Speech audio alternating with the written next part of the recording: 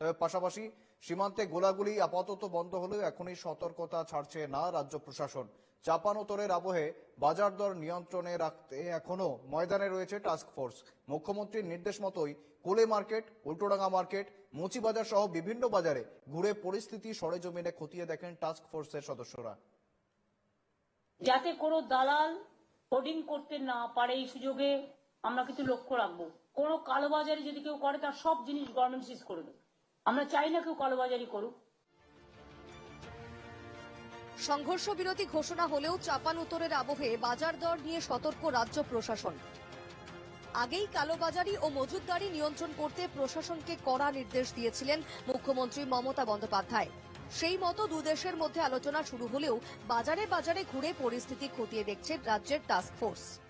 কোন রকম জিনিসের মূল্য বৃদ্ধি না হয় বা কালোবাজারি বা ফোরেদের হাতে এই বাজার না চলে যায়, নিত্য প্রয়োজনীয় জিনিস চাল ডাল নুন তেল শাকসবজি মাছ মাংস এই সমস্ত জিনিসের দাম যেন আকাশ ছোঁয়া না হয়ে যায়, তার জন্যই কিন্তু আজকে টাস্ক ফোর্স বাজারে এসেছেন উল্টোডাঙ্গা বাজারে। সোমবার সকাল থেকেই কোলে মার্কেট, উল্টোডাঙ্গা মার্কেটের মতো বিভিন্ন বাজারে হানা দেয় টাস্ক ফোর্স। সরেজমিনে টাস্ক ফোর্সের সদস্যরা দেখে নেন জিনিসপত্রের বাজার দর ঠিকঠাক রয়েছে কিনা। সপ্তাহে 2-3 দিন এরকম অভিযান চলবে বলেও জানিয়েছেন টাস্ক ফোর্সের সদস্যরা। হোলসেল মার্কেটে উল্টোডাঙ্গায় ঢুকেছি, এরপরে আমরা ফিশ মার্কেটেও ঢুকবো, তারপর কর্পোরেশন মার্কেট আছে এখানে উল্টো দিকে, সেখানেও যাব, মুচি বাজার আছে সেখানেও যাব।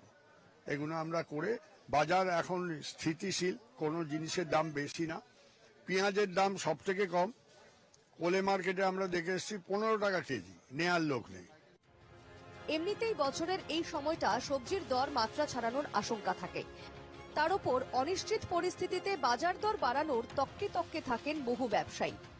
তাই প্রথম থেকেই প্রশাসনকে এ ব্যাপারে সতর্ক থাকতে নির্দেশ দিয়েছিলেন মুখ্যমন্ত্রী। এই তৎপরতার জেরেই এখন বাজার দর স্বাভাবিকের থেকে অনেকটাই নিচে রয়েছে বলে মনে করা হচ্ছে।